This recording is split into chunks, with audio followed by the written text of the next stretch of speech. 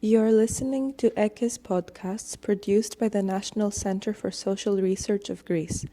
I am Fereniki Vatavali, a researcher of EKKE, and we will discuss with Pelin Tan, who is an Erasmus guest researcher at the Lab of Urban Social Transformations of the Institute of Social Research of EKKE. Pelin Tan is a sociologist and artist. She is a professor at the Film Department and the Master Program of Cultural Studies of Batman University in Turkey.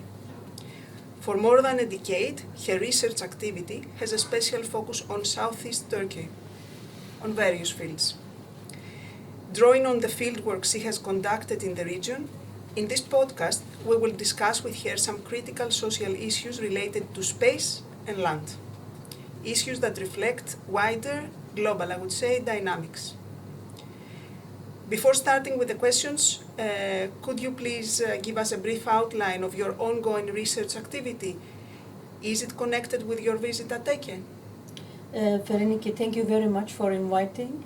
I thank you also, EKKE, to inviting me here and hosting me here this week. I'm coming from a sociology and art background, and I'm living since 13 years in southeast of Turkey, and we are building new programs in master, undergrad, and trying to develop the institutional framework there in the universities. My research is about how conflict urbanism can be discussed, rediscussed, in a different methodology, research methodologies, and in a different various way of in an interdisciplinary level. Currently, I am working with my research team, which is kind of an ongoing since last 10 years, about mapping narratives and changes and transformation in and around the Tigris River, which is one of the main entity in our geography that goes from southeast of Turkey to Iraq and Syria, which has a kind of geopolitical meaning. We working around the settlement and cities around this river in order to understand the transformation, how water and water energy has an impact on the communities and urbanization development, and the changes, transformation of land, the juridical land statute. This is what we are working on now. Archiving, de-archiving, using different kind of visual methodologies in order to map the changes, transformation, and also, of course, being in solidarity with communities also. You already mentioned your interest about water and land. I will start with a question about climate, water and land nexus. How does the rhetoric about climate change, energy transition and water security become a tool for land dispossession and colonization in southeast Turkey? There is a long historical fact from the beginning of the last century that the water dam projects, bringing water to southeast of Turkey, was always a concern, a topic for Turkish governments, several governments, Turkish state, let's say. And the southeast of Turkey, it's a very layered region of societies. It's mainly different kind of various ethnic groups, various religious groups, and very historical communities like Yazidis, Keldanis, Syriacs, and the Kurdish population.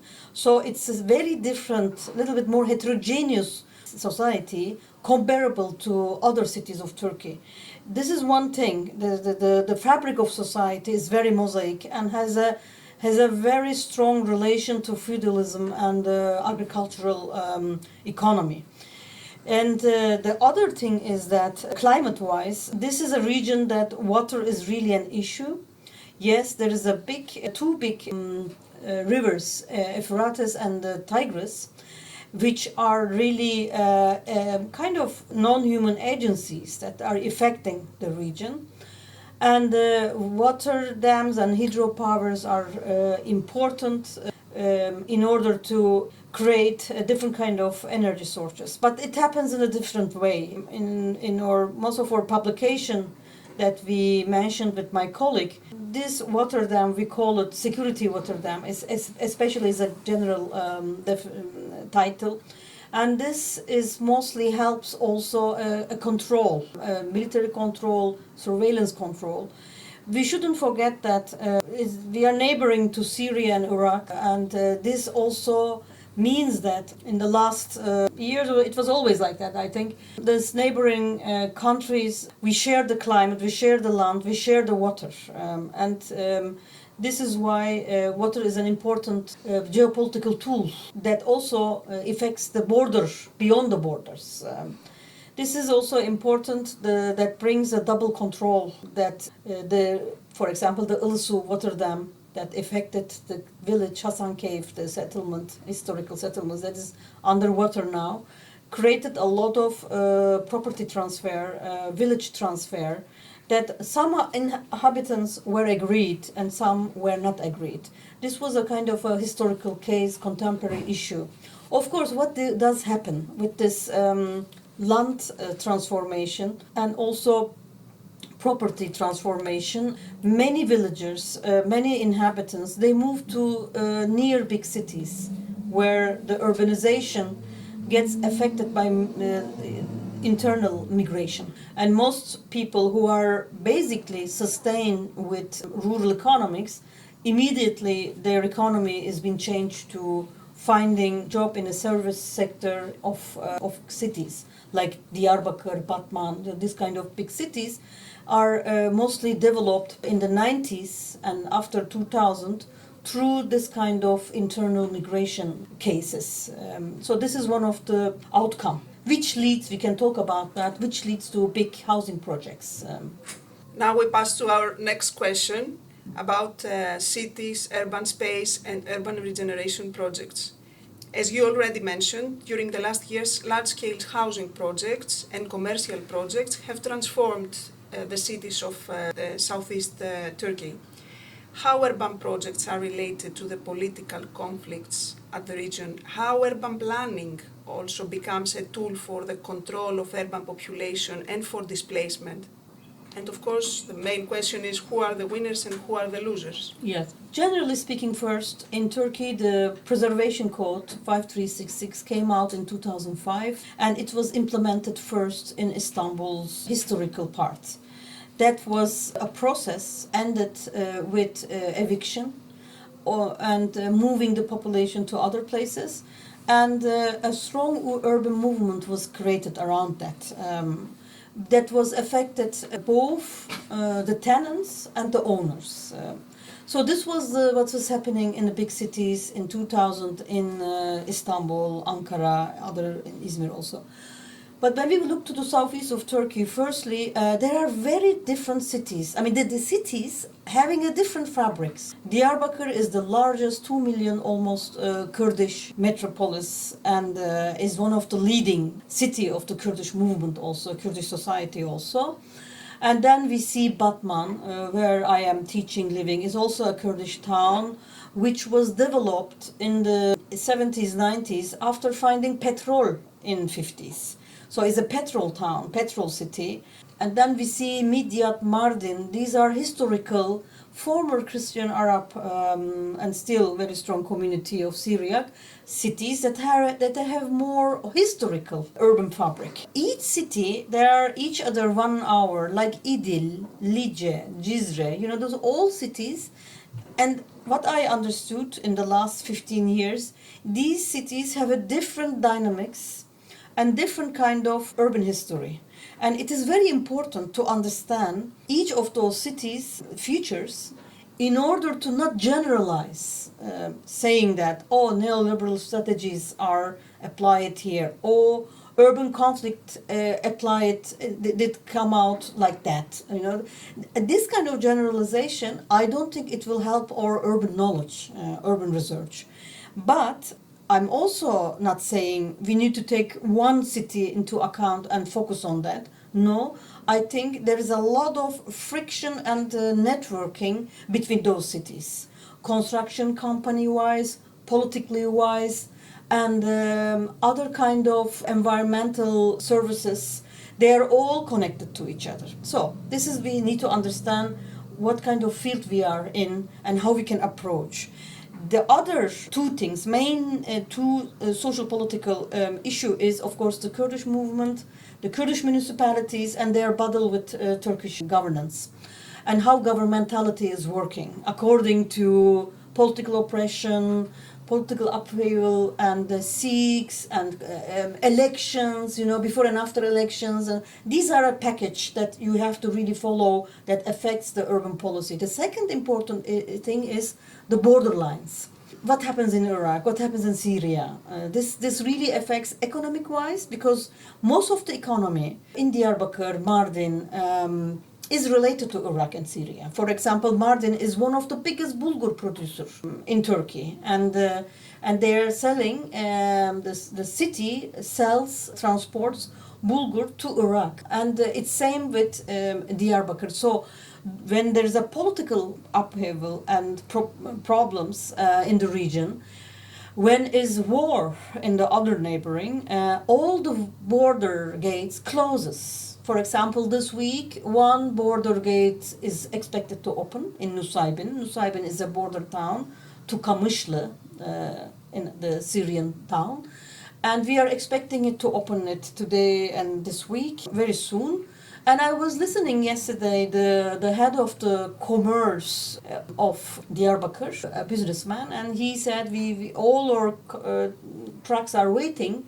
We want to use this gate in order quickly to convey our product. So, and I'm conducting research in Iraq too. I was 2 weeks ago in Iraq, and I see always in Iraq, Kurdistan, Iraq, like Erbil and Duhok, and also when I examine the experience, the crossing from the border, there are many trucks that goes from Turkey, many goods, many commerce happening. So there's a border economy, I would say. And this is also a big part of the transformation of the cities that affects the border activities are affecting the cities too. Getting migration, refugee Syriac migration, all the Syrian refugees are working in agricultural field. They are working in the water infrastructures, like getting water from the earth, the small centers of each agricultural land. Mostly Syrian families are working. And this is layered territory that you need to follow almost everything, and it is impossible for yourself as a researcher to follow. You need a team each of the team has a different kind of interest, and this is why I have a research team, since 10 years, that each of my researcher are focusing on different topics.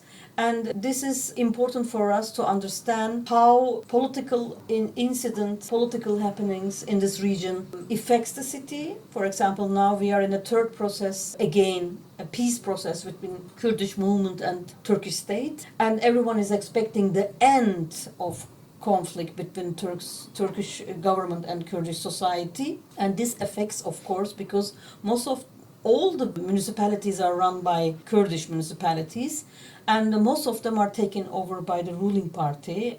And this is a big problem, democratic problem. Democratic process also affects the urbanization. To have a well-developed public space, well-developed dwelling construction is depending on the democratic process.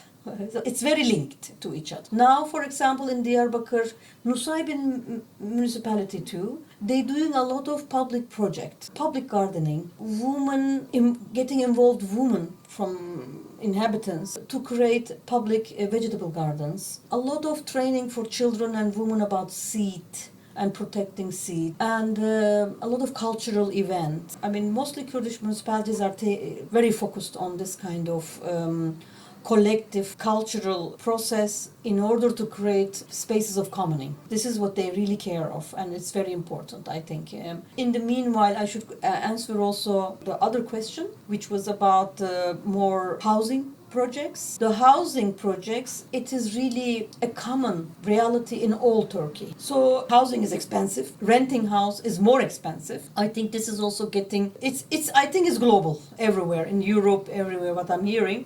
And housing is still a problem that is a main issue for many families, people, and so on. There is a governmental project, TOKİ. TOKİ is belong to a Turkish government, a housing development unit that is collaborating with some private subcontractors and building houses, strong houses, good quality flat, kind of apartment flat, let's say, for inhabitants, for citizens who can acquire in a very moderate way financially. TOKİ is one of the case, and TOKİ is always, when they evict one neighborhood or change the policy of transforming urban space, TOKİ comes and builds immediately the housing. For example, I think, if I'm not mistaken, 100,000 TOKİ houses has been promised by Erdogan for Diyarbakır. People also, citizens, they are into owning a flat, owning a house. And this is a kind of a political, somehow a deal, you know.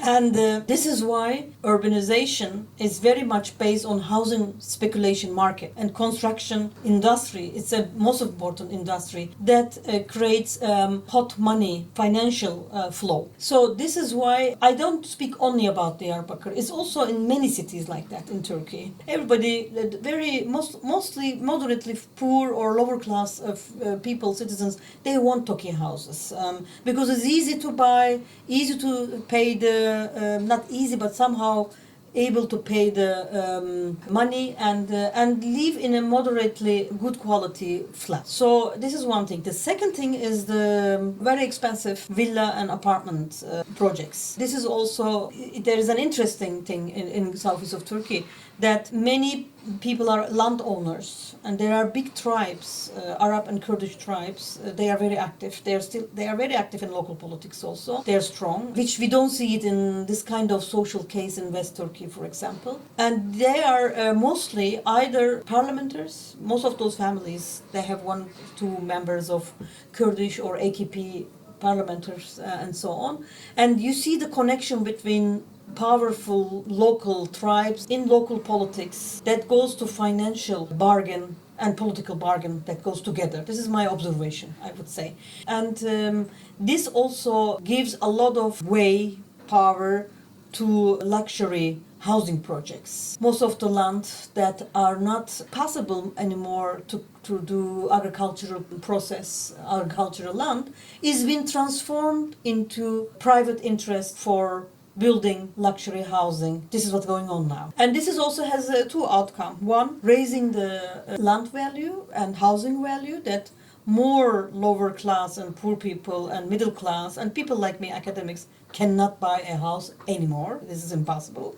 And the second is that agricultural land is diminishing and the agricultural product is going lesser. And this will be a big problem for the future in finding clean water, clean food for the societies. This is a problem for the next generation. And this is also related with my next question about food and foodscapes. During the last years you are working on this topic. Could you please explain us briefly what foodscapes are and how land policies affect them in your region? Yes. We came across to food production, seed, clean soil, clean water, all are related to each other. When we say food production is related to those entities. You need to have a clean soil, you need to have a heirloom clean seed, you need clean water, and this is a big problem everywhere, like in Lebanon, in Iraq, everywhere where I'm researching. This is a big issue, and there is an ecocide going on, ecological destruction. We call it slow violence, and this happening sometimes through colonial strategies, sometimes it's happening through war, and this is a big danger for the future.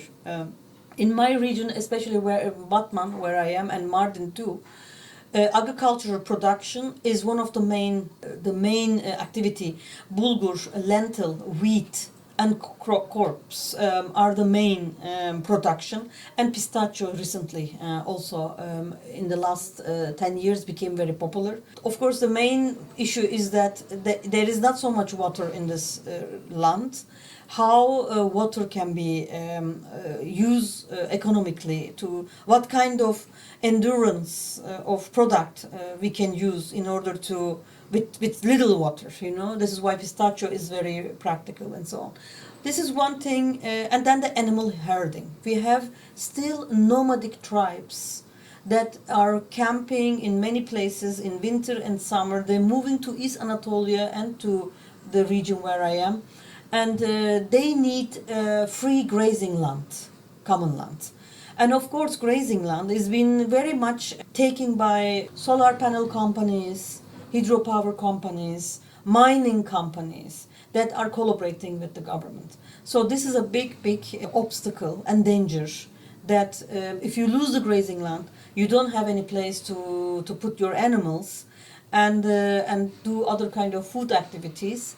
And this is something like livestock that you lose, And this is something important. For example, there is an Ezidi village. Ezidis are specific communities that are having different kind of belief, non-religious, and they are kind of a specific ethnic group. They are mostly depending on animalism, transhumans, and non-extractivist practices and so on. They have grazing land that they use a lot, and they are doing a lot of lentil and wheat agriculture. There was one company who was trying to really convince them for solar panel to get their land, and then the governor wanted to do industrial zone and so on, but they sued the government and they won the case. They said, we need this grazing land. This grazing land is part of our food production, and if it gets industrial, it will get dirty, of course, So there is always a big problem with how to defend your land against urbanization, because the urban is expanding, housing market is expanding, and you lose good soil because of that. But at the same time, you need to sustain for food production because you need to feed the urban, So everything is so much in contradiction. But I would say that it's everywhere like that now in the world, in many countries. But here it is more violently happening, And there are many eco-agricultural training going on, workshops going on. Also, Kurdish municipalities, they are organizing a lot of eco-permaculture projects, initiating. And this is a kind of a hope that local communities are trying to organize themselves. We do a lot of workshop about that to really focus on non-extractivist projects, non-extractivist practices in the urban, outside the urban. There is also a lot of Syrian refugees, like Batman has a lot of refugees who are collecting waste and organizing the waste of the city illegally. I mean, is a kind of so there's a lot of ecologies, urban ecologies, which are attached to non-rural. Actually, it's very difficult for me nowadays in urban studies to separate rural and urban. It doesn't work anymore, this dualistic structure that we used to define in the 20th century urban study. There was rural sociology, there was urban sociology. Now I was very in Istanbul when I was doing research in my career, I was very urban sociologist. Now I became very like rural sociology, and I was reading lastly Max Weber's rural book about ruralism. It was so interesting that what he wrote 100 years ago is almost vital now. Also, Henry Lefebvre has one rural sociology book, and I read very late this book, I must confess, and both writers from a different perspective, of course, more institutional, Henry Lefebvre more Marxist view, gives a lot of information for me what is going on now in this region, So we need to really think about, maybe your next question would be about research methodology, what we should do, how we can proceed our research, especially in this kind of region where everything changes so fast. 6 months, 1 year, 2 years, and even the political condition changes so fast that the realities attached to that transforms too. So you need to adapt quickly as a researcher. You need to have a wide vision to understand, and you have to have a strong ideological position that this doesn't really get affected by the changes, that you can anchor your research accordingly. And I use a lot also interdisciplinary research. I'm coming from an interdisciplinary approach. I work with sociologists, architects, anthropologists, and artists and planners. I have a group of 9 people who are all doing all those practices and those methodologies. And we are using layered methodologies, mapping, archival research, building timelines of transformation of policies and the territory and the land, visual production. Like we do a lot of architectural sociology, anthropology, video records, recording land and people, interviewing them, creating a focus group, creating small workshop that we bring different kind of actors together and trying to listen each other and so on. So we use very like simple sociological technique like focus group, but at the same time we use artistic methodologies like environmental phenomenologies that we are doing, for example, long walks with shepherds in order to understand the climate change, because the climate change, the most better knows the nomads and the shepherds, not the sociologists. I mean, so this is also important to bring different kind of non-institutional knowledge about environment and connect together with more anthropological engineering science. I have also a friend who is a hydropower professional and engineer who has totally different kind of knowledge, and we bring them all together in the interdisciplinary layered way that we understand the condition better and we create a more useful urban social knowledge. And this is also, I think, we need to work on what should be our research methodologies and how we can use new social technological tools in research, digital tool in research, how artificial intelligence can help us, how we can bring very hands-on shepherd knowledge with artificial intelligence technique together. We are working right now this kind of techno narrative, kind of techno know-how, bringing them together. I think this is what we are now working on. Pelin, thank you very much for the discussion, and thank you for being here at EKKE. Thank you very much for EKKE. Thank you for the invitation.